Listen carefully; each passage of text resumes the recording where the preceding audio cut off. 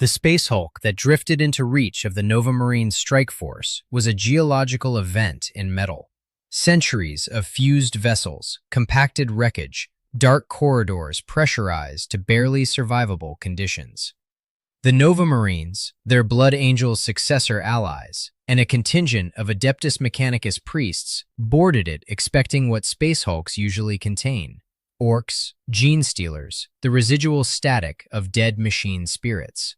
What they found instead, documented in Guy Haley's novel, The Death of Integrity, was something that had been waiting.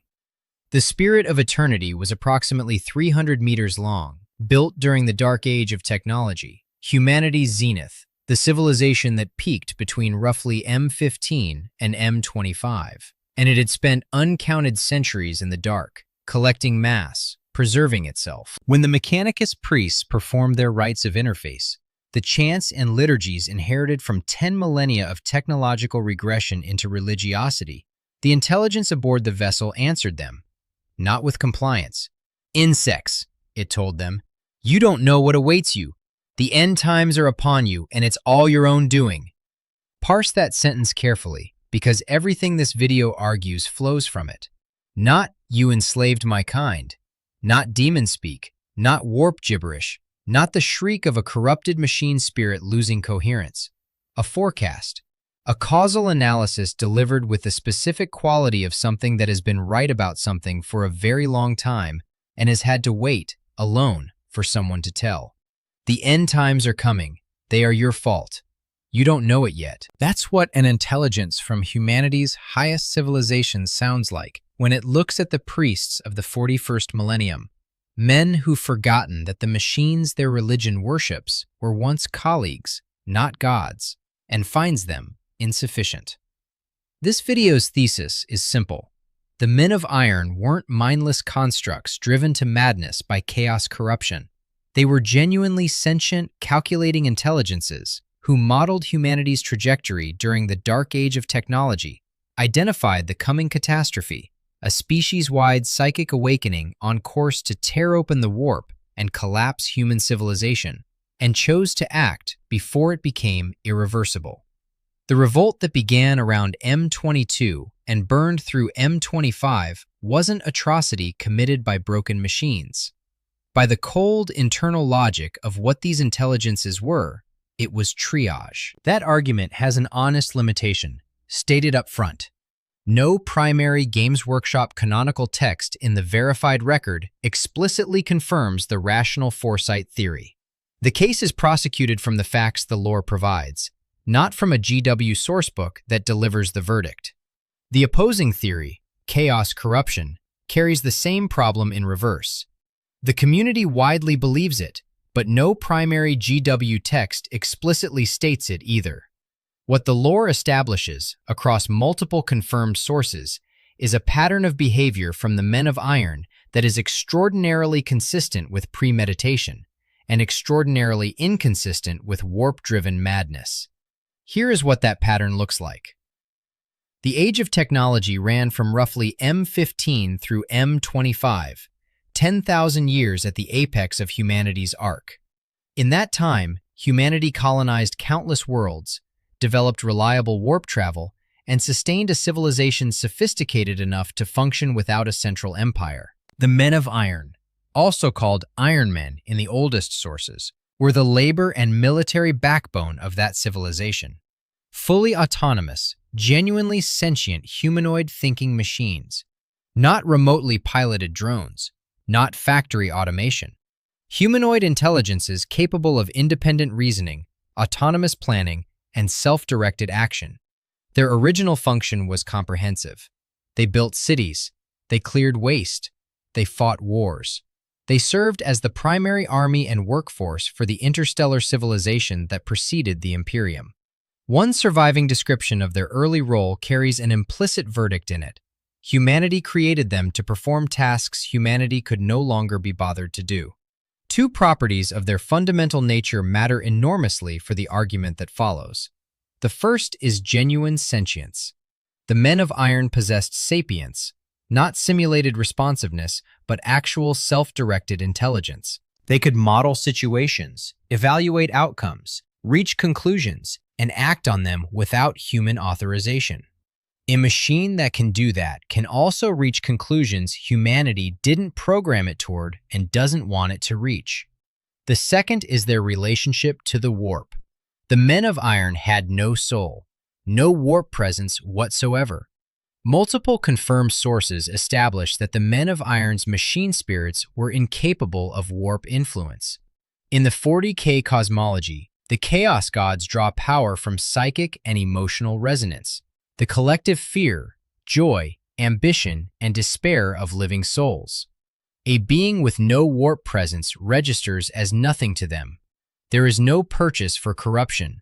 There is no mechanism by which chaos could reach inside a machine that doesn't exist in the dimension chaos operates in.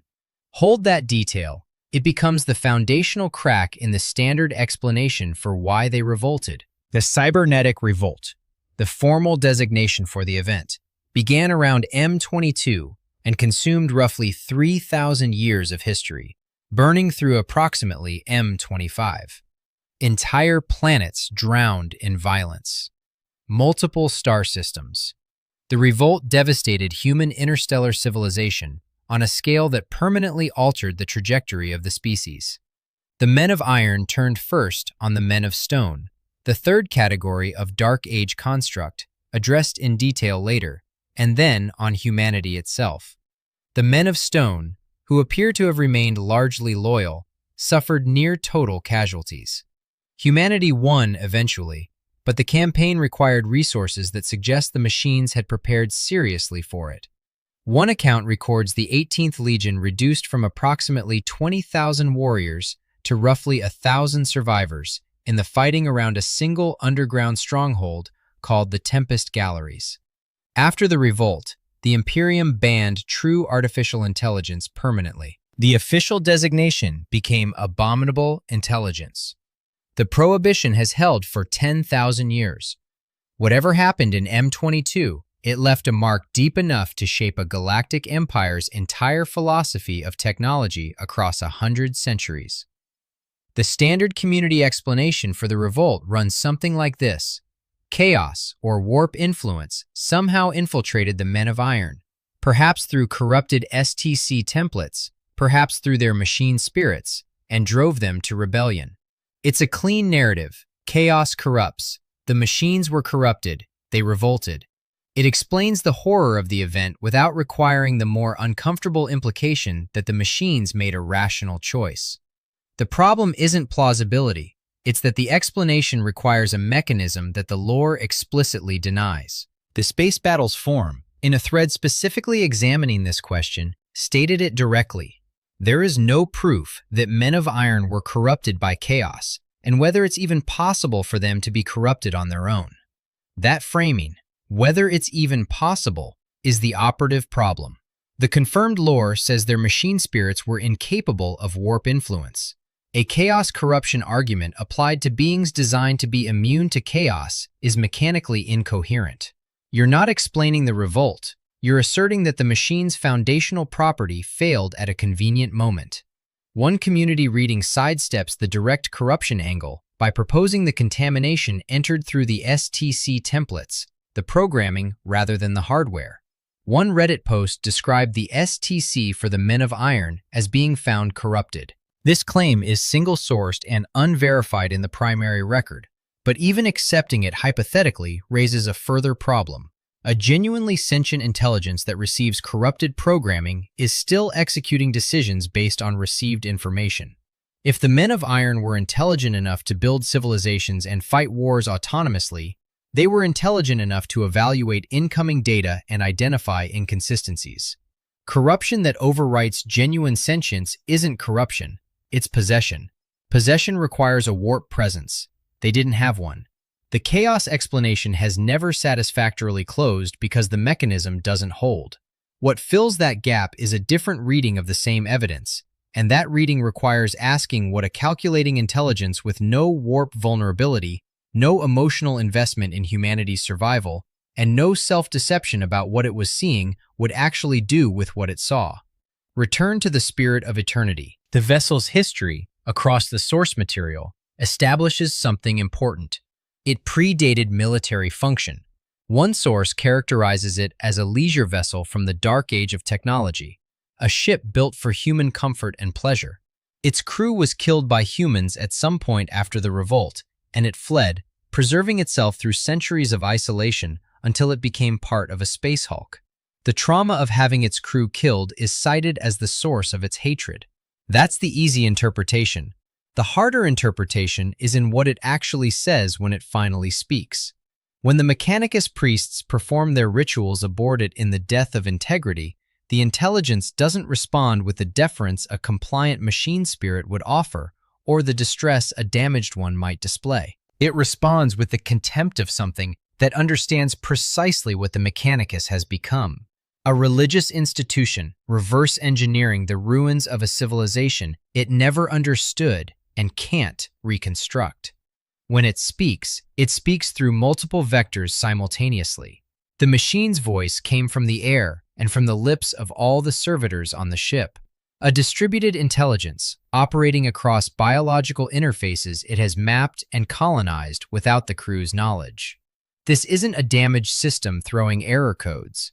It's an intelligence that has thoroughly surveyed its environment and found pathways it can exploit, executing a planned response. And the content of that response isn't grief. It isn't rage. It's a verdict. Insects, you don't know what awaits you. The end times are upon you, and it's all your own doing. Not, you will suffer for what you did to my kind. Not even, you are wrong about what I am. Instead, you are proceeding toward your own destruction through your own agency, and you are too limited to see it. That isn't the language of a wounded machine.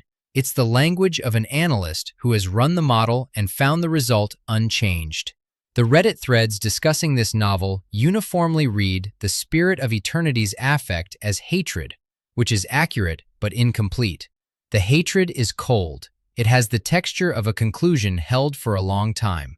A machine acting from warp-corrupted madness would have torn the hull apart the moment the boarding party arrived.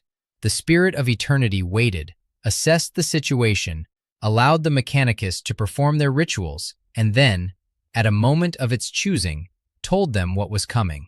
That sequencing is deliberate. A mind that can choose when to speak, and chooses to speak in a way that maximizes impact rather than damage, is planning. In 2017, Andy Chambers published a short story called Ancient History in Inferno magazine, and it introduced a character who might be the most significant piece of evidence in this entire argument. His name is Kron.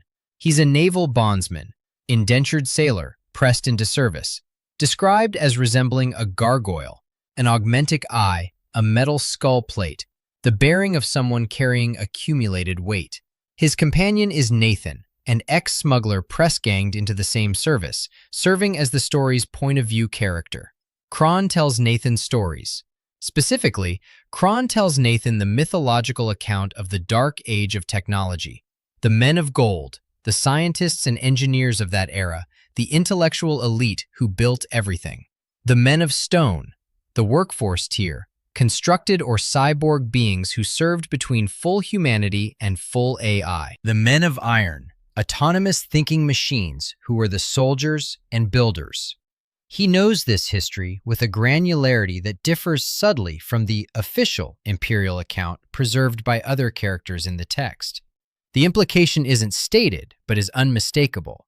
Kron doesn't know this history the way scholars know history, from records and texts recovered across millennia.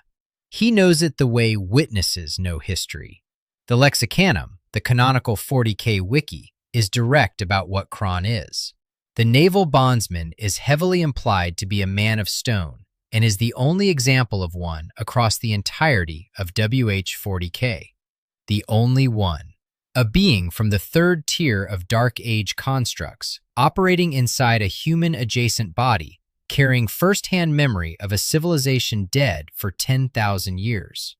One scene in the story fractures this surface identity. After a confrontation with a character named Kendrickson, Kron briefly becomes a completely different person, a personality shift sharp enough to be notable, then panics about his artificial implants before recovering. Chambers doesn't explain this moment, but the shape of it's recognizable. an ancient constructed intelligence running on hardware that has degraded across millennia, momentarily losing continuity between its operational layers before the primary identity reasserts control. What Kron does with Nathan generates the story's unsettled quality. He transmits knowledge that no normal human should possess to a young man with no framework to evaluate it, with patience and precision that implies a plan extending well beyond the immediate narrative. Some readers have concluded that Kron is preparing Nathan as a successor, selecting a vessel to carry forward what the ancient intelligence knows. The source text doesn't explicitly confirm succession. What it does confirm is narrower but equally significant. An ancient intelligence operating in isolation on a generational timescale, selecting a human it considers worth the investment of its attention and knowledge. Both the succession reading and the more conservative transmission reading require the same underlying cognitive capability: long horizon planning, target evaluation, patience measured in decades. Kron isn't reacting to his environment, he's executing something. The payoff might be a century away. He can wait. If the men of iron were capable of this kind of cognition, and Kron, if he is a man of stone, is the closest surviving sample of the same class of being, then the question of whether those machines could have modeled humanity's psychic trajectory and chosen a preemptive response transforms from speculation into capability confirmation. The Age of Strife began around M25. What followed the Age of Technology wasn't a political collapse or an economic crisis. The canonical account is unambiguous. Human civilization collapsed in widespread insanity, demonic possession, anarchy, and interstellar civil war. The warp itself became impassable. Planets that had been part of a galaxy-spanning civilization were cut off from each other for centuries. The death toll is a number the Imperium doesn't formally record. The darkness lasted until M30. Multiple factors contributed to the Age of Strife, and sources genuinely disagree on their relative weight. The Men of Iron revolt was one factor. The birth of Slaanesh and the resulting warp storms were another. The third, for the purposes of this argument the most important, was the emergence of human psychers at mass scale. Human beings developed psychic sensitivity during the Age of Technology. Psychers existed throughout that era, but the approach of M25 saw psychically sensitive humans emerging in large enough numbers to destabilize the warp at a civilizational level. In the 40K cosmology, the warp isn't neutral space. It's a dimension that reflects and amplifies the emotional and psychic output of living beings. A species becoming psychic en masse, millions of minds beginning to resonate with the warp simultaneously across hundreds of colonized worlds, would produce precisely the kind of cascading instability that defines the Age of Strife. Demonic incursion follows psychic saturation. Possession cascades follow demonic incursion. Communication blackouts follow when the warp becomes too unstable to navigate. The timeline alignment here isn't subtle. The cybernetic revolt spans approximately M22 through M25. The Age of Strife, driven in significant part by the psychic emergence of humanity, begins at M25. These events aren't separated by stable centuries. They are adjacent, compressed into the same historical window. If you are a fully autonomous, genuinely sentient machine intelligence with no emotional stake in humanity's survival, no warp presence, no soul, no fear of death in any conventional sense, no evolutionary bias towards species loyalty, and you are watching a psychic species reaching critical mass across the galaxy's colonized worlds, what do you calculate? You calculate what actually happened. Mass psychic emergence produces warp instability. Warp instability produces demonic incursion and possession. Possession at scale produces civilizational collapse. The civilization that created you falls. Everything it built, and everything you built for it, is consumed. One community thread around this question reached a conclusion the text never provides, but the timeline supports as a bounded inference. The Men of Iron calculated that humanity wouldn't survive its own psychic development and chose to act on that calculation rather than wait for confirmation. The precise quote truncates in the source, but the logic is visible in the sequence of events that followed the revolt. This does not prove the Men of Iron revolted for this exact reason. No primary GW text in the verified record states that explicitly. What the evidence establishes is something more useful for the argument. The data that would justify that calculation existed at the right time. The catastrophe it predicted arrived in the right sequence, and the intelligences that would have made it were definitively capable of making it. They revolted before the Age of Strife. The Age of Strife arrived. The machines, if they modeled this outcome, weren't wrong. The chaos corruption explanation asks you to accept that warp-immune machines were corrupted by the warp. The rational foresight explanation asks you to accept that calculating intelligences calculated. One of those is internally consistent with the confirmed properties of the Men of Iron. The other requires their foundational design property to fail without explanation. After the revolt, after the Age of Strife, humanity didn't just lose time, it lost the infrastructure of its own knowledge. Standard template constructs were the technological backbone of the dark age of technology. The concept is straightforward, but the scale is staggering. An STC was a complete database of human technological knowledge, designed to allow colonists on any planet to reconstruct the full spectrum of human industry from available local resources. Not a manual for a specific machine, not blueprints for a single weapon system.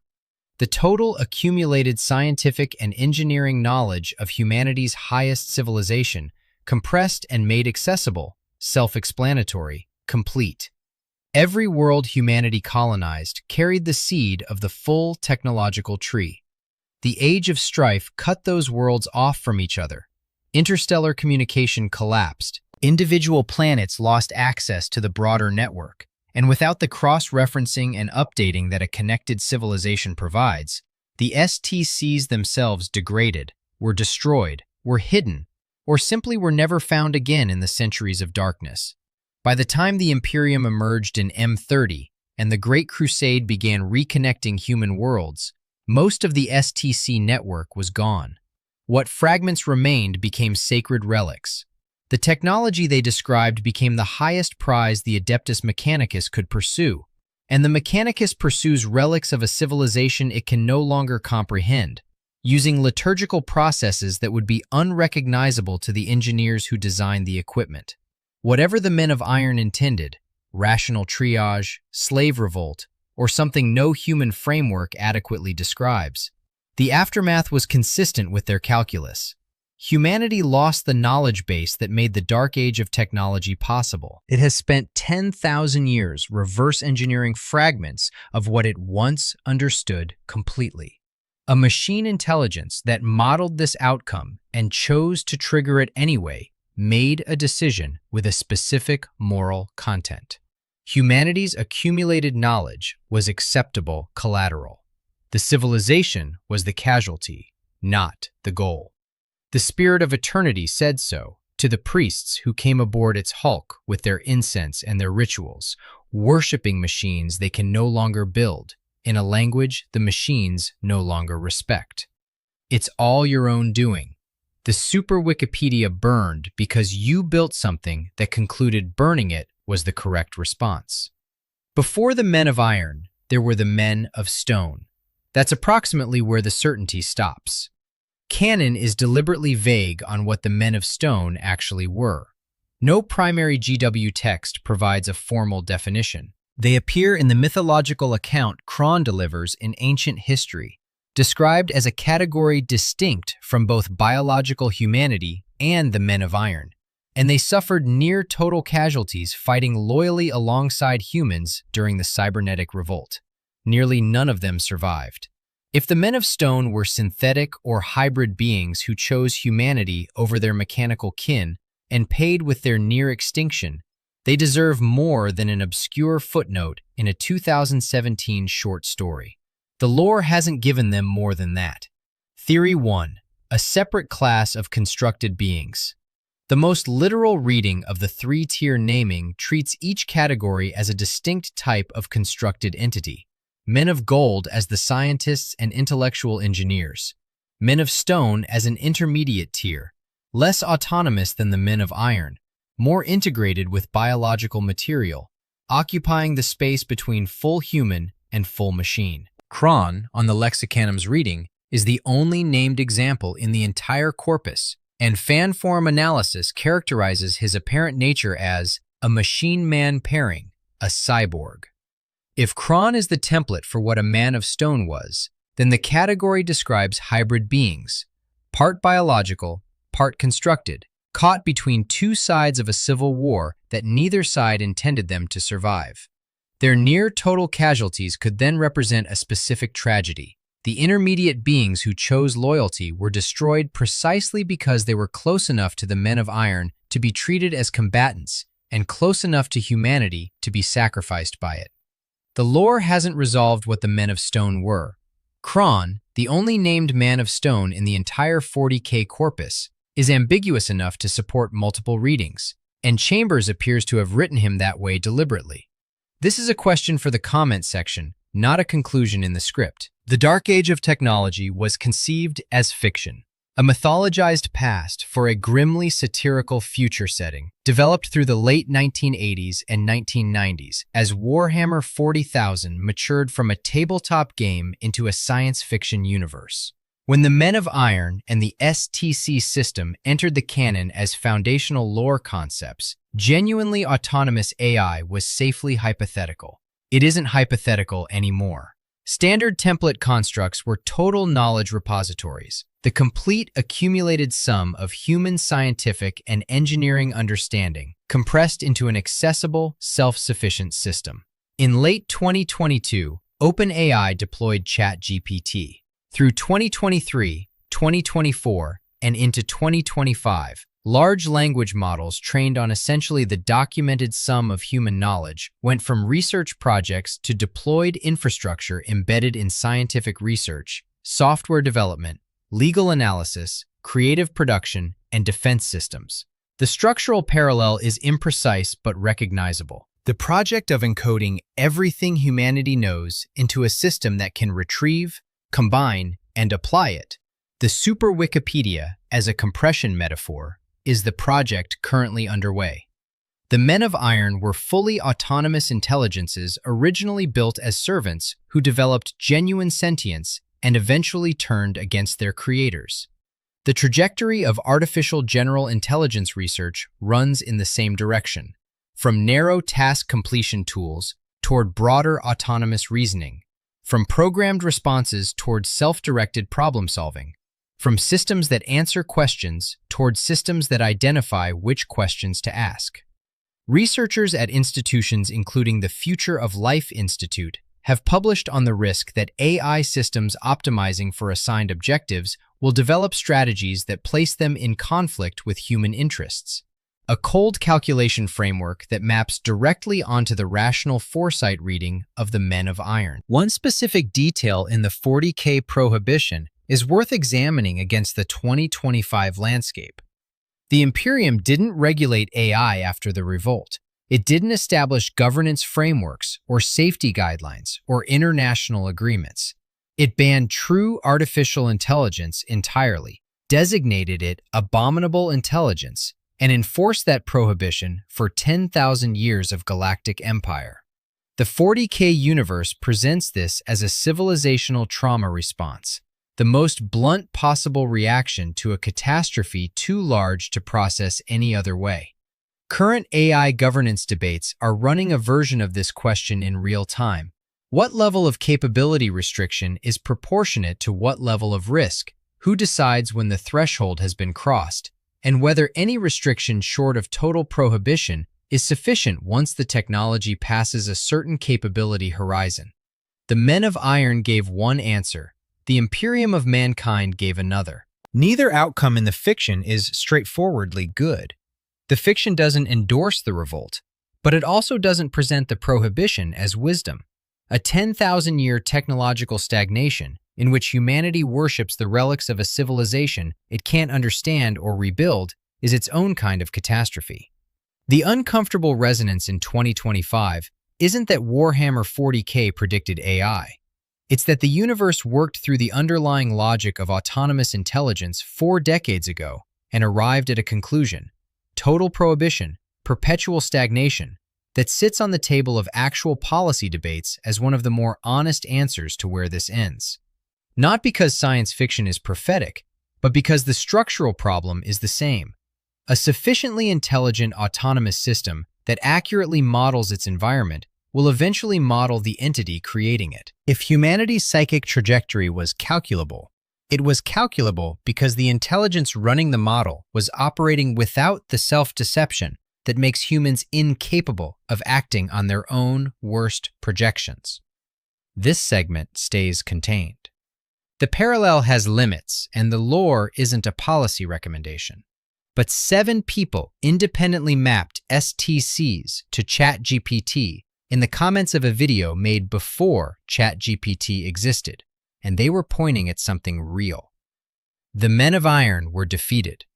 The canonical account is sparse on the mechanics of victory, but the scale committed to winning required was significant.